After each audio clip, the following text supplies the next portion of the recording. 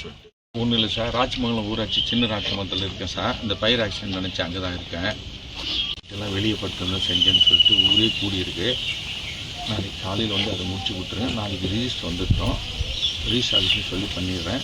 மேற்கொண்டு வீடியோ ஆஃபீஸில் வந்து வீடு கொடுக்குற மாதிரி பண்ணிடுறேன்.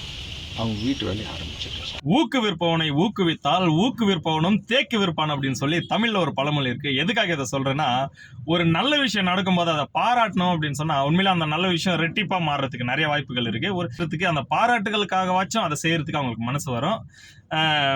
பாராட்டாம விட்டுட்டோம் அப்படின்னு சொன்னா கண்டிப்பா அந்த நல்ல விஷயங்கள் வந்து அப்படியே குறைஞ்சிட்டே வரும்.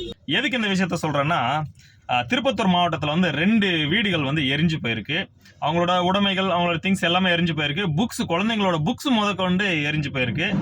அந்த இடத்துக்கு வந்து அந்த சட்டமன்ற உறுப்பினர் எம்எல்ஏ திருப்பதி அவர்கள் வந்து நேரடியாக போயிட்டு வந்து கலாய்வு செஞ்சிருக்கிறாங்க. கலாய்வு செஞ்சது மட்டும் இல்லாமல் அதுக்கு எந்த அதிகாரங்களை பார்க்கணும்னு சொல்லிட்டு அவங்களுக்கு அந்த இடத்துல இருந்தே ஃபோன் பண்ணி இந்த விஷயங்களை இந்த டேட்டுக்குள்ள செஞ்சு முடிக்கணும், கூடிய சீக்கிரத்தில் அவங்களுக்கு வீடு கட்டி தரணும் அப்படின்னு சொல்லிட்டு ஒரு உத்தரவையும் போட்டுட்டு மீடியா முன்னாடி இதை செய்யறாரு. அதுதான் நம்ம வந்து யோசிக்க வேண்டிய விஷயம். ஏன்னா மீடியா முன்னாடி செஞ்சுட்டா அடுத்து அந்த வீட்டை வந்து கூடிய சீக்கிரத்தில் கட்டி தரலன்னா கண்டிப்பா மீடியால இருந்து கேள்விகளை எழுப்புவாங்க.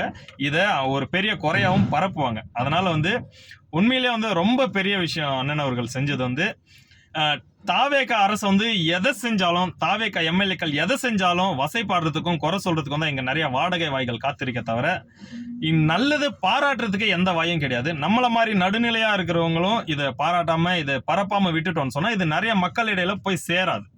அவங்களுக்கு ஒரு நம்பிக்கை வராது அரசு மேல. அதனாலதான் வந்துட்டு இந்த வீடியோ மேட் பண்ண மக்களே மறுபடியும் வந்துட்டு களத்திலேயே போயிட்டு அவங்களுக்கு வந்து ஒரு நம்பிக்கையை கொடுத்த எம்எல்ஏ அண்ணன் திருப்பதி அவர்களுக்கு வந்து மிகப்பெரிய நன்றியை நம்ம தெரிவிச்சுக்கிறோம் மக்களே. நன்றி மக்களே.